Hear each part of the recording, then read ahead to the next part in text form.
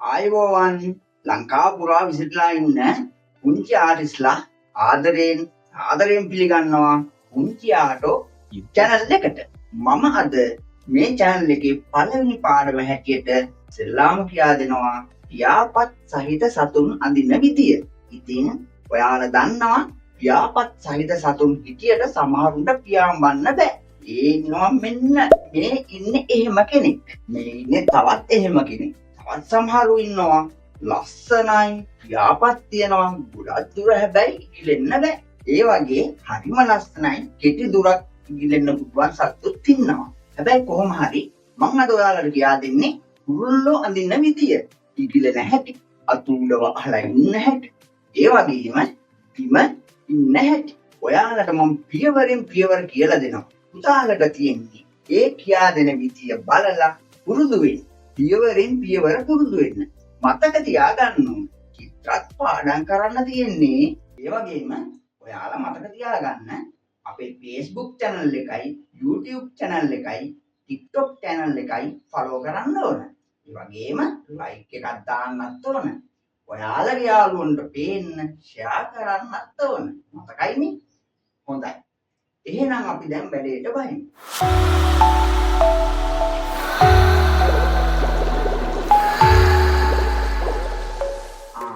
පුංචි යාළුවනි මතක වුණානේ ඔයාලා මේ ඉගෙනගත්ත දේවල් වලින් ඔයාලා අඳින චිත්‍ර අපේ Facebook channel එකේ comment section එකට දාන්න ඕන. ඒකට මට පුළුවන් ඔයාලට ඒකට like එක දෙන්න.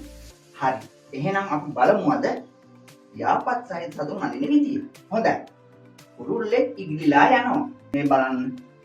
මෙහෙම රවුමක් අඳිනවා. හරිනේ. ඔක ඕනම කෙනෙකුට කරන්න පුළුවන් වැඩක්. ඊට පස්සේ මෙහෙම ඉඩක් දානවා. ඊට පස්සේ අපි එයාගේ බඩ අඳිනවා. පියවරෙන් පියවර මතක තියාගෙන ඔයාලා කරපු ඒවා මටත් බලන්න ෂෙයා කරන්න ඕන. හරි. මේ බලන්න. ඊළඟ මෙහෙම ඉඩක් දානවා. කුරුල්ලන්ට පියාපත් පිටිපස පියාපත් තියනවානේ. මෙන්න මෙහෙම දාලා අපි මේ විදියට ලස්සන කරනවා. දැන් එයාට පියාඹන්න තටු දෙකක් තියෙනවා. මෙන්න එක තටුවක් අඳින හැටි.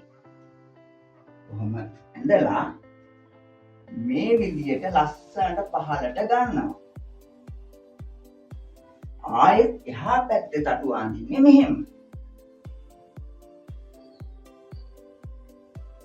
බලන්න අපේ චිත්‍රය ටික ටික ලස්සන වෙන හැටි. දැන් එයාට අඩු මොනවද? හොටි සහ ඇස. ඇස ලස්සන අඳින්න ඕන මෙහෙම. අපිට මෙයාව ලස්සන කරන්න පුළුවන්. හරිද? මෙන්න මේ වගේ දාලා එයාව ලස්සන කරන්න පුළුවන්.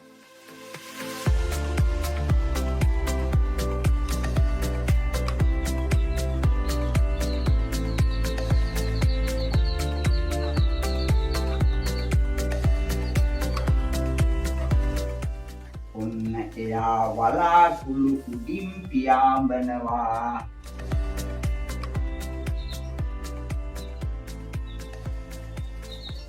හරි නේද පුංචි පැටව? ලස්සනට ඇඳලා නේද?